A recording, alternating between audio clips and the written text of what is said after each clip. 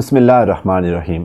کیا آپ نے کبھی غور کیا ہے کہ جیسے ہی ٹھنڈی ہوا لگتی ہے یا صبح کے وقت دروازہ کھولا جاتا ہے اچانک کھانسی شروع ہو جاتی ہے۔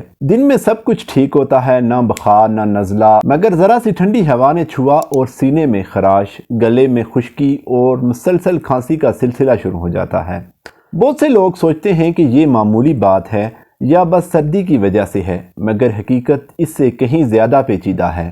اصل میں ٹھنڈی ہوا خود کھانسی پیدا نہیں کرتی، بلکہ یہ ہمارے سانس کے نظام کی ایک کمزوری کو بے نقاب کرتی ہے۔ سردیوں میں جب ہم ٹھنڈی اور خشک ہوا سانس کے ذریعے اندر لیتے ہیں تو گلا اور سانس کی نالیاں فوراً حساس ہو جاتے ہیں۔ اگر پہلے سے گلے یا پھیپھڑوں میں خشکی یا مدافعت کی کمی موجود ہو یا اسموک کے ذرات جمع ہوں، پھر تو جسم اپنا دفاع کھانسی کی صورت میں ظاہر کرتا ہے۔ یہی وجہ ہے کہ ٹھنڈی ہوا لگنے سے کھانسی فوراً بڑک جاتی ہے۔ اسموک کا اثر اس مسئلے کو اور بھی سنگین بنا دیتا ہے۔ دھواں، دھول اور کیمیکلز جو ہوا میں شامل ہوتے ہیں دن بھر ہمارے پھیپھڑوں اور گلے میں جمع ہوتے رہتے ہیں۔ ٹھنڈی ہوا انہیں حرکت دیتی ہے، جس سے سانس کی نالیوں میں اریٹیشن ہوتی ہے اور کھانسی شروع ہوتی ہے۔ سینے کی جلن اور گلے کی خشکی پیدا ہوتی ہے۔ بچے، بوڑھے اور وہ لوگ جن کی قوت مدافعت کمزور ہوتی ہے سب سے زیادہ متاثر ہوتے ہیں۔ کچھ افراد میں یہ کھانسی صرف رات یا صبح کے وقت بڑھ جاتی ہے۔ اس کی وجہ یہ ہے کہ لیٹنے کی حالت میں بلغم جمع ہونا اور ٹھنڈی ہوا اسے مزید گاڑھا کر دیتی ہے۔ نتیجہ یہ نکلتا ہے کہ کھانسی مسلسل رہتی ہے، نیند خراب ہوتی ہے اور جسم دن بھر کمزور محسوس ہونے لگتا ہے۔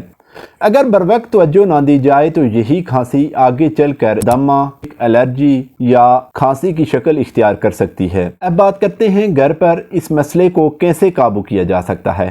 سب سے پہلے ٹھنڈی ہوا سے براہ راست بچاؤ ضروری ہے۔ صبح اور رات کے وقت منہ اور ناک کو ہلکے کپڑے یا مفلر سے ڈانپ کر باہر نکلیں تاکہ ٹھنڈی ہوا اور آلودہ ہوا سانس کی نالی میں سیدھی نہ جائے۔ سونے سے پہلے نیم گرم پانی کا 1 کپ پینا گلے کی خشکی کو کم کرتا ہے اور کھانسی کو پرسکون بناتا ہے۔ شہد کے ساتھ چند قطرے لیموں ملا کر پینا گلے کے لیے بہت فائدہ مند ثابت ہوتا ہے۔ خوراک میں احتیاط بھی بہت ضروری ہے۔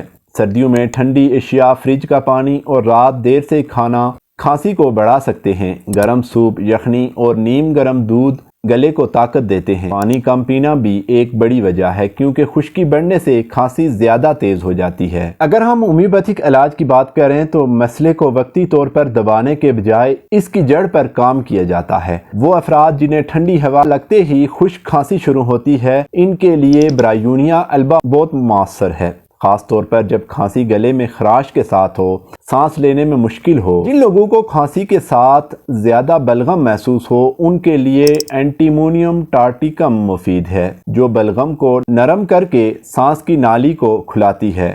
جبکہ وہ افراد جنہیں کھانسی کے ساتھ ساتھ چھاتی میں جکڑن، چھوٹا سا درد یا احساس ہو، ان کے لیے ڈروسرا مفید سمجھی جاتی ہے، جو کھانسی کی شدت کو کم کرتی ہے اور مدافعتی نظام کو مضبوط بناتی ہے۔ یہ بات یاد رکھنا بہت ضروری ہے کہ ہر کھانسی ایک جیسی نہیں ہوتی۔ کسی کو خشک کھانسی ہوتی ہے، کسی کو بلغم والی اور کسی کو صرف ٹھنڈی ہوا سے خراش محسوس ہوتی ہے۔ اس لیے ہومیوپیتھک میں دوا ہمیشہ مریض کی مکمل علامات کے مطابق منتخب کی جاتی ہے، جس سے آہستہ آہستہ مکمل مستقل بہتری آتی ہے اور کھانسی جڑ سے ختم ہو جاتی ہے۔ آخر میں ایک اہم پیغام: اگر آپ ٹھنڈی ہوا لگتے ہی ہونے والی کھانسی کو معمولی سمجھ کر نظر انداز کر رہے ہیں تو یہ کمزور سانس کے نظام کا واضح اشارہ ہو سکتا ہے۔ جسم وقت سے پہلے وارننگ دیتا ہے مگر ہم سنجیدگی نہیں لیتے۔ اگر آج توجہ دے دی جائے تو آنے والی سردیاں کھانسی اور سانس کے مسائل کے بغیر بھی گزاری جا سکتی ہیں۔ اپنے جسم کی بات سنیں کیونکہ یہی چھوٹی چھوٹی علامات مستقبل کی بڑی حقیقت بیان کرتی ہیں۔ ناظرین، اگر آج کی یہ ویڈیو آپ کو پسند آئی ہو تو ویڈیو کو لائک اور شیئر ضرور کریں اور چینل کو سبسکرائب کرنا مت بھولیں۔ اللہ حافظ۔